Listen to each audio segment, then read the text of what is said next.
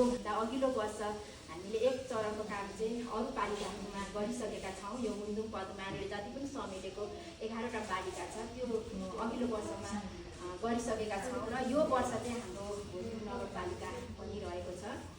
र यो मुन्दुम पदमा निर्माण गर्ने क्रममा चाहिँ यो परियोजना एउटा नामकरण भएर आएको छ।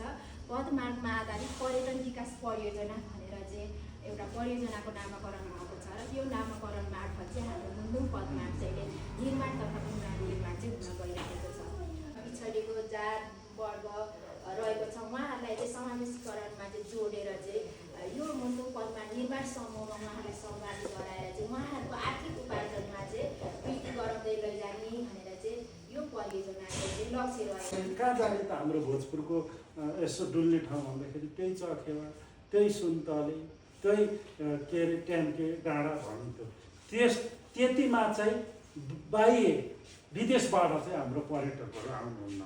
तर अहिले जब यो विश्व सम्पदाको 100वटा सूची मध्येमा एउटा सूची अहिले मुन्दुम ट्रेल परेको छ। यसको व्यापकीकरण भयो। अहिले चाहिँ यो मुन्दुम र विभिन्न संस्थाबाट आउनुभएका जनप्रतिनिधिहरू र हाम्रो मोहन दाई, त्यसै गरेर हाम्रो यो परिधिको अध्यक्षज्यू प्रतिनिधि, त्यसै गरेर मैले मान्नुपर्ने मानिसजनहरू लाइटर पाएन एकैछिन यता गरेर है ल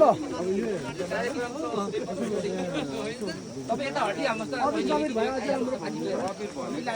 अलिकति यसो पहिला पनि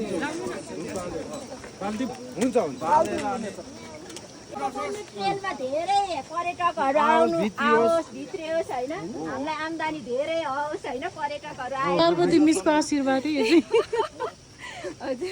सबैको उन्नति प्रगति होस्, कामदारदेखि लिएर हाम्रो निर्माणसम्म भन्छ होइन, पदमा निर्माणसम्मको उन्नति प्रगति होस्। ल मेरो साथ यो हाम्रो मुन्दुम ट्रेल को चाहिँ आज यो पर्वतसम्म भइरहेछ। मुन्दुम ट्रेलले चाहिँ हाम्रो हरेक यो जेलभित्रका हरेक किसानहरूको आर्थिक आय आर्जनमा चाहिँ एकदम व्यापक परिवर्तन ल्याउन सफल हो। अब हाम्रो मेयर साहबले उद्घाटन गर्नुभयो। मेरो साथले बाहुनले भन्दा खतरा दिनु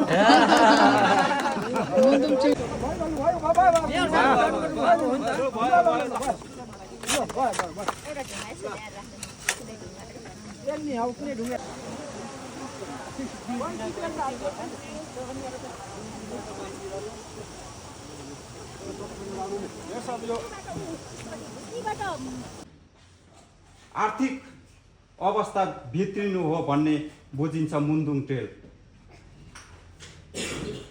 र अहिले हामी यहाँ गर्वका साथ उपस्थित भएका छौँ।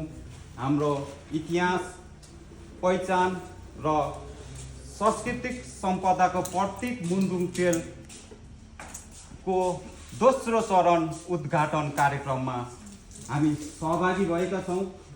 तसर्थ सम्पूर्ण यहाँ उपस्थित हुनुहुने महानुभावज्यूहरूमा पनि म हार्दिक धन्यवाद व्यक्त गर्दछु। गर्नको लागि आज उद्घाटन कार्यक्रममा उपस्थित भएका छौँ।